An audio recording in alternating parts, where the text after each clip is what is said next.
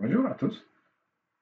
On va essayer de créer une zone de recherche inversée pour que lorsqu'on tape l'adresse IP de un des serveurs, que ce soit le serveur web ou le serveur de messagerie, on peut obtenir le nom de serveur en question. De même que si on tape le nom de ce serveur, on peut avoir c'est-à-dire on peut avoir leur adresse IP. On veut que ça soit l'inverse. Par exemple, avant de continuer, nous pouvons faire un petit test CMD. Par exemple, nous pouvons faire OK. Nous pouvons faire ns lookup, l'adresse de mon serveur web, entrée. Là, je n'obtiendrai pas de résultat. Par contre, si je mets par exemple web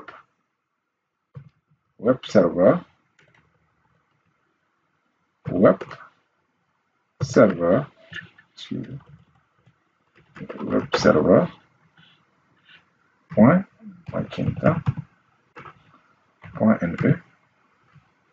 Là, on va voir si on peut obtenir son adresse IP. Voilà, j'obtiens bien l'adresse IP de mon serveur web.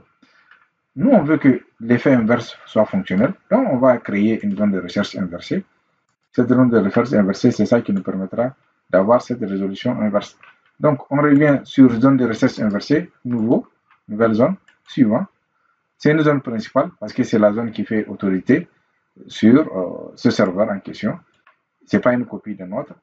La zone de recherche inversée, c'est pour le protocole IP version 4, suivant. Là, on va mettre l'ID réseau. L'ID réseau pour notre zone directe, c'est-à-dire ça sera 192, 168, 10 et on s'arrête. Donc, ça, c'est-à-dire l'ID réseau de l'adresse inversée qui fait partie de notre zone de recherche. Donc, ça sera 192, 168, 10 points. Et puis, là, c'est la partie haute et absorbée pour inclure tous les enregistrements qui seront créés pour les autres seront inversés sur la base de l'adresse d'ID de réseau. Suivant. On peut aussi, on a le choix de changer le nom si on veut. Par exemple, on peut prendre ce nom ou on peut laisser l'ID de réseau comme nom. Suivant. Suivant, le nom du fichier. Suivant, c'est la même chose. Donc là, nous obtenons un résumé de notre choix. On fait terminer. En faisant terminer, nous obtenons directement notre zone, c'est-à-dire créée.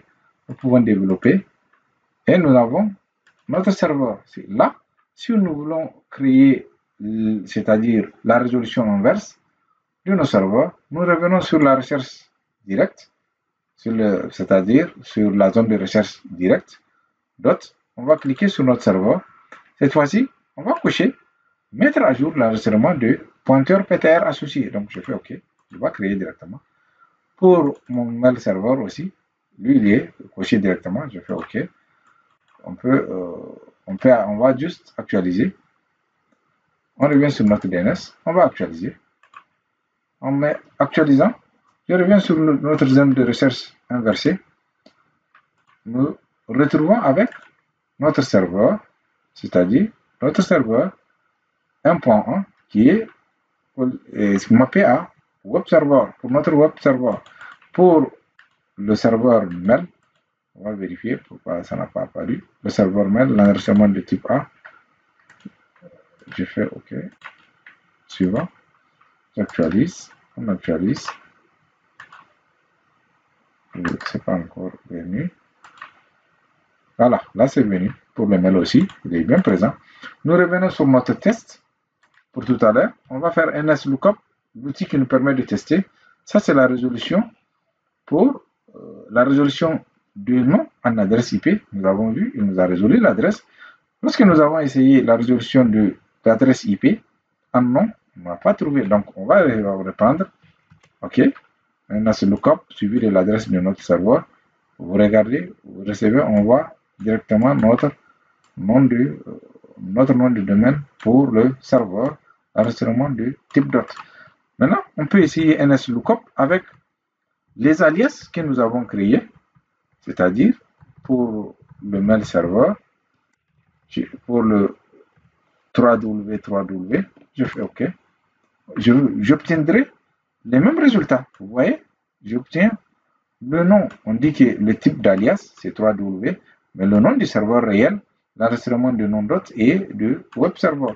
Pour le mail également, je peux faire du 3 ou lookup mail point magenta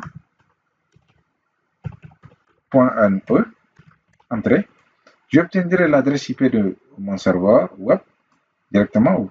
Là, vous voyez que c'est, il nous montre directement, c'est pas une alias, mais il nous indique que c'est un serveur mail parce que en utilisant l'enregistrement de type MX, en utilisant l'enregistrement de type MX pour dire que c'est un serveur mail, alors que le nom du serveur, c'est mail serveur. Nous pouvons aussi spécifier, par exemple, que c'est le nom d'hôte du serveur, mail serveur enregistré, et j'obtiendrai directement les mêmes adresses. Dans cette vidéo, nous avons vu ensemble la création d'une zone de recherche inversée. Nous avons vu c'est-à-dire l'activation de ces zones de recherche inversée sur les enregistrements. Nous avons fini par un test. Dans la prochaine vidéo, nous allons passer par les transferts de zones à partir de notre domaine d'Active Directory vers ce serveur DNS pour des raisons de résolution DNS interne. Merci à tous.